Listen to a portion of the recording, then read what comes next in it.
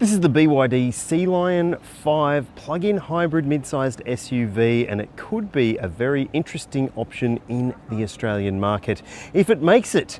And it would have to sit underneath the Sealion 6 plug-in hybrid and offer something a bit different. And it does offer something different. So let me show you in this review. We'll go for a drive and I'll show you the interior too. Thanks for watching, thanks for subscribing, and let's get to it.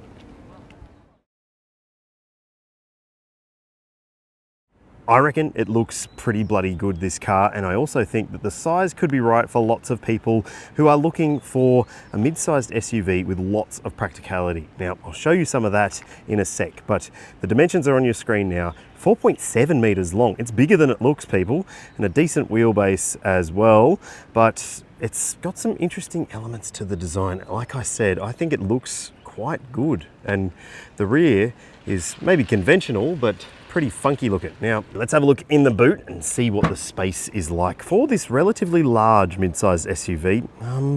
Not amazing, I have to say. So you can see there is a decent amount of cargo capacity there, but it does also have a 2-layer boot, but there's no second layer because it's all taken up by foam and tire repair kit. At least though there are some little storage sections on either side. It's certainly not the smartest in terms of the boot usability, I don't think. But let's check out the interior and see whether it's smart or not. Okay people, let's have a look inside this Sealion 5 that we might get. And I do think that it looks pretty good in here. It's maybe not as modern feeling as some other BYDs. The driver info screen is maybe a little bit small. There's no head-up display, but you do get a decent sized touchscreen media system that rotates, because of course it does. If you want to do that, you can just press that button down there. You can make it in portrait mode if you prefer it that way. I actually do think that maybe it does help a little bit when you're looking at maps to use it in portrait mode. You do have drop-down menus as well. Let me just zoom out so you can get a bit more of the screen there. And there's a number of different controls that you can easily jump through. But look, it's done that thing where it goes the wrong way. There we go. Now your fan and temperature stuff is all done on screen. It might not be ideal for everyone, but down here you do have some buttons if you are a button aficionado like me. You can turn off the fan or on. You can also use your button right there to put on your demister. There's a volume dial scroller and a couple of other buttons, including a HEV or EV mode switch and drive mode switch. The shifter is an interesting looking rocky architecturally thing. But I do think it looks pretty good. And you've got a wireless phone charger there, 50 watts, and key charger as well. Look at these vents, they're pretty traditional and they're up there as well. And the finishing in here is maybe a little bit more targeted towards a more mature customer, perhaps. The cream finish, I'm not so sure if it's for everyone, but it's certainly less in terms of the outgoing nature that we've come to expect from some BYD products, but it still looks pretty good. Got some nice material finishes around the cabin, and the steering wheel's pretty decent too. The armrests are soft. You've got regular looking controls for your windows and your mirrors, and in between the seats you've got a pair of cup holders. There's a center console bin with some storage. There's more storage down there, and you've got bottle holders and a glove box too. So in terms of the front seat space, it seems pretty good and pretty likable, but let's check out the back seat and see what it's like. Yeah, so this is where it sort of stacks up pretty well in the back of the Sealion 5, because look how much space I've got here. Heaps and heaps of knee room, a good amount of foot wiggle room, and the seat is pretty broad. So you will be able to fit 3 adults across the back here, I would suggest.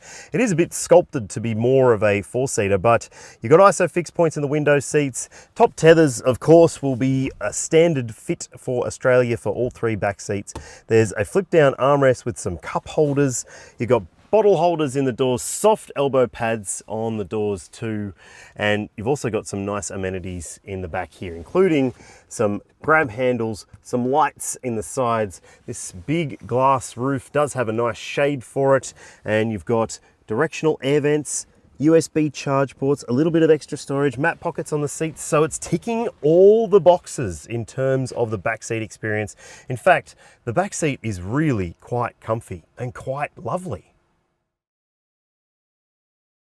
Under the bonnet of the Sealion 5 that we might get in Australia is a 1.5 litre Atkinson cycle 4-cylinder petrol engine, which is teamed up to an eCVT transmission, and it is front wheel drive. Now, it's also got very impressive fuel consumption claims, 1.4 litres per 100. Because it's a plug-in hybrid though, you might not get that for every 100 Ks. Now, let's talk about the battery pack and EV driving range.